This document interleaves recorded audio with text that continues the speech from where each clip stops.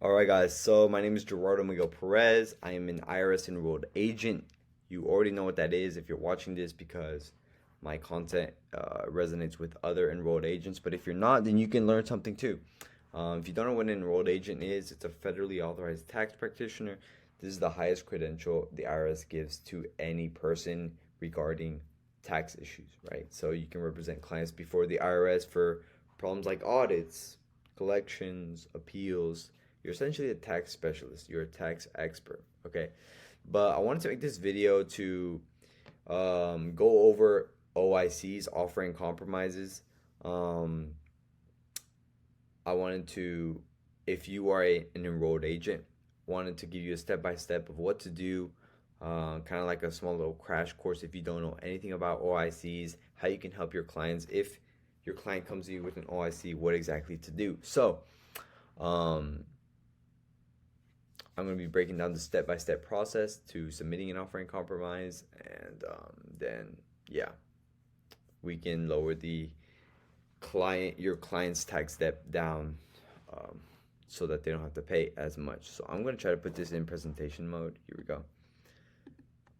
Okay. So we have step one, guys, is determine their eligibility. So we have to check if the client really qualifies for the offering compromise, right? So you have to make sure that they filed all required tax returns, they made estimated tax payments, that they're not in active bankruptcy, and employers must have made all required tax deposits for the current past 2 years. Okay, you pretty much just have to make sure that your client is even eligible for an offering compromise, right? The IRS won't accept an offer if your client hasn't filed all required tax returns or isn't making tax payments, right? So you can actually go on the IRS pre-qualifier tool on the IRS online, and you can just enter the client's info, and it'll tell you whether or not they're a good candidate. So you don't have to really try to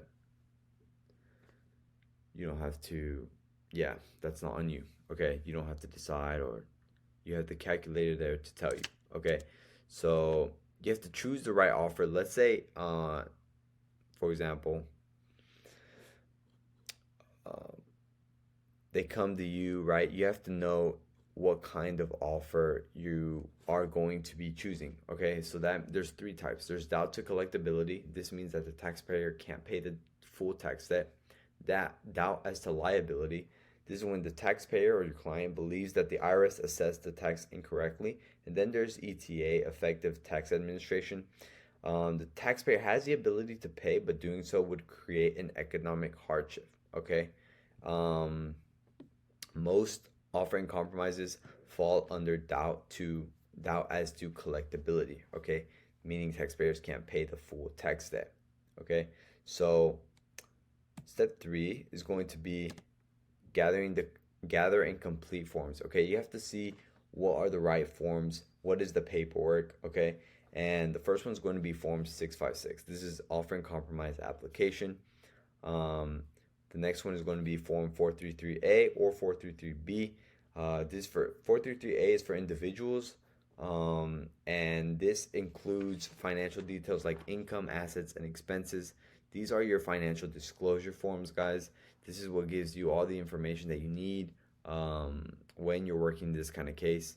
Okay, and then 433B is for businesses, and this also includes financial information. Okay, and then you have the supporting documents like bank statements, pay stubs, loan loan statements, stuff like that, utility bills, lease agreements. You can download these forms I just mentioned on the irs.gov website. So step four is calculate your offer amount. The IRS determines an acceptable offer based on NRE, which is the value of assets, home, vehicles, bank accounts, um, future income, which is your disposable monthly income, times 12 for a lump sum offer, or times 24 for periodic payments. And the formula for this is offer amount equals net realizable equity plus future income projections. You're going to use form 433A to calculate this amount, guys. And we're going to go over that in another video. But all right, step five is choose a payment option. The IRS allows two payment methods for an OIC: a lump sum offer This is where you pay 20% upfront with the application. If accepted, pay the remaining balance in 5 or fewer payments. And then the periodic payment offer. This is where you make monthly payments while the IRS reviews your offer. Payments continue until the offer is accepted or rejected, okay? And your payments are non-refundable even if the IRS rejects the offer, okay? So, yeah.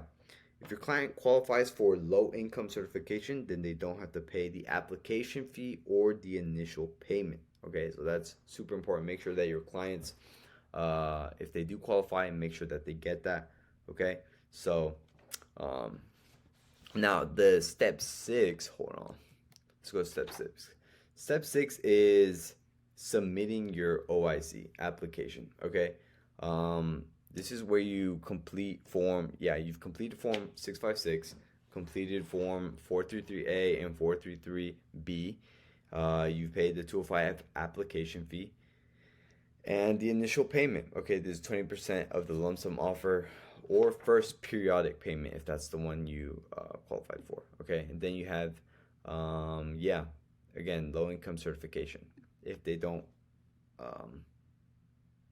qualify for that, then they don't get the discount, right?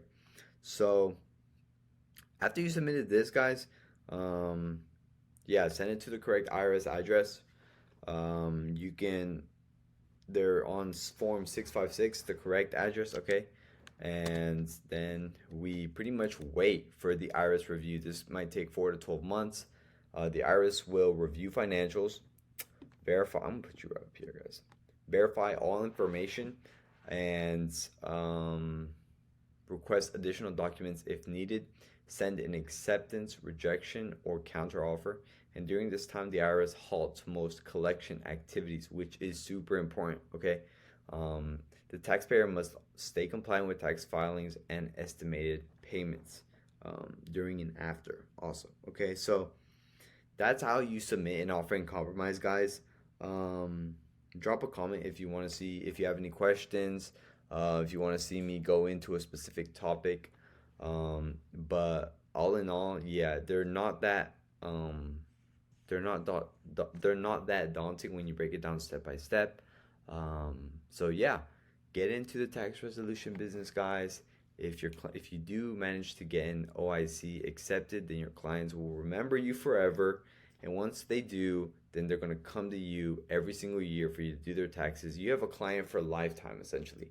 Even solving a small issue, right? Like even just speaking to the IRS in behalf of them, which you can as an enrolled agent, okay?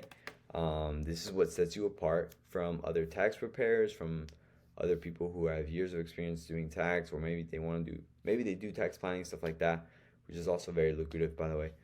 But this is also what sets you apart, okay? You being able to represent your client, being able to speak with a revenue agent in behalf of them, right?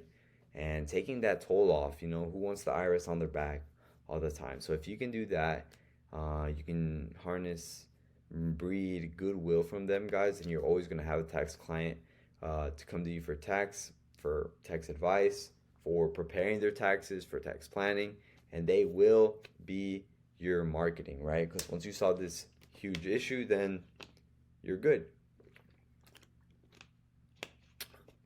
So guys, thanks for tuning in. Subscribe. I'm going to be making more tax content, guys, and you can join soon you'll be able to join that, but I'll leave that for another video. I hope you guys have a good day, and God bless.